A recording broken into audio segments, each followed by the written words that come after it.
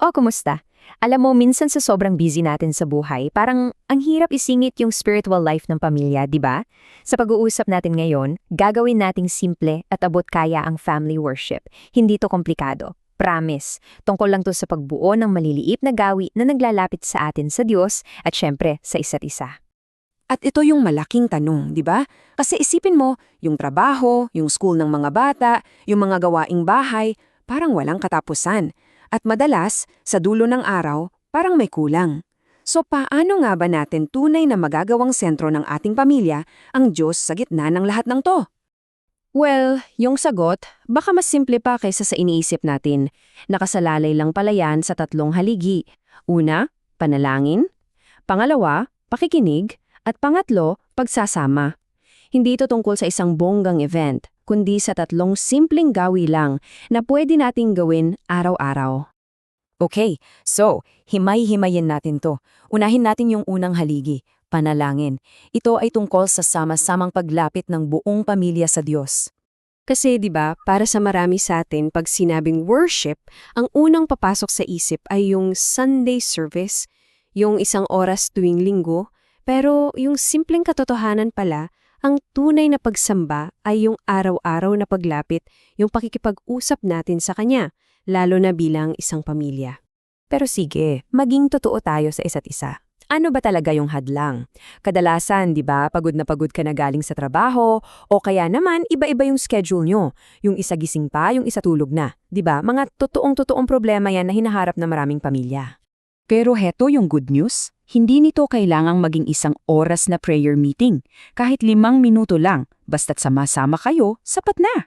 Ang pinakamahalaga, at ito talaga yung key, kailangan lang simulan.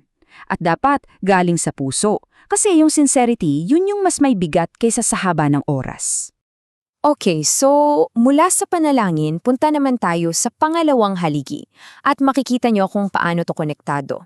Ito ay ang pakikinig, yung sama-samang pakikinig sa salita ng Diyos. Sa mundo ngayon, grabe diba, ang daming opinyon. Buksan mo lang yung phone mo, andyan na lahat. Nakakalito. Pero para sa isang pamilya na gustong lumago sa faith, may iisang gabay na hindi nagbabago, na pinakamaaasahan natin, ang salita ng Diyos. Ito yung parang Waze or Google Maps natin sa buhay. So heto, isang tanong lang para sa ating lahat. Para sa reflection lang, ha? Hindi para mag-guilty tayo. Kailan ba yung huling beses na tayo, bilang isang buong pamilya, as in, sama-sama, ay may natutunan mula sa Biblia? At dito talaga yung game changer. Kasi tinatanggal nito yung pressure. Hindi natin kailangang tapusin ang isang buong libro in one sitting. Kahit isang verse lang na babasahin nyo ng sama-sama at pag-uusapan, basta ginagawa nyo ng palagi, mas mabigat yung epekto nun kesa sa isang bagsakang pagbasa na minsan lang sa isang taon. Consistency talaga yung susi. Okay, pangatlo at huling haligi na tayo, pagsasama. Dito, yung focus natin lumalabas na. Mula sa mga personal na gawin natin, titingnan naman natin ngayon yung ating sama-samang pamumuhay bilang isang pamilya. At ang ganda ng paglalarawan na to, kasi pag sinabing worship, madalas kanta agad ang naiisip natin, di ba? Pero ang pagsamba ay hindi lang yung kanta na inaawit natin, ito ay yung buong buhay na inaalay natin sa Diyos. Araw-araw, sa bawat kilos, sa bawat salita, sa pakikitungo natin sa isa't isa. So paano to nagiging totoo sa loob ng bahay? Simple lang, sa mga maliliit na bagay. Halimbawa, yung mabilis kang magpatawad kapag may nagkamali sa'yo. O yung pipiliin yung hindi magsigawan kahit mainit na yung ulo. O kahit yung simpleng pagta-thank you sa Diyos bago kumain. Diyan nagkakaroon ng laman yung pananampalataya natin. Kaya ito yung tandaan natin. Ang worship ng isang pamilya, hindi yan nasusukat sa kung gaano ka-perfect yung pagkanta nyo o kung gaano kahaba yung dasal nyo. Nakikita yan sa mga maliliit pero palaging ginagawa.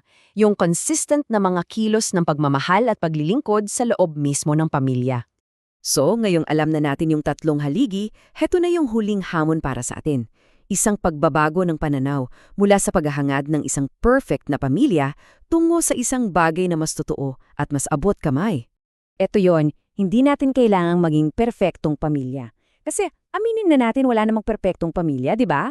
Ang kailangan natin ay maging isang intentional na pamilya, yung may sinasadyang layunin. Yung pamilyang sinasadyang gumawa ng mga maliliit na hakbang para sama-samang lumago. Kaya iiwan ko sa inyo itong tanong. Mula sa tatlong napag-usapan natin, panalangin, pakikinig o pagsasama, alin sa isang simpleng hakbang na yan ang sisimulan ng pamilya ninyo bukas? Hindi kailangan lahatin agad. Pumili lang ng isa, just one, at doon kayo nagsimula.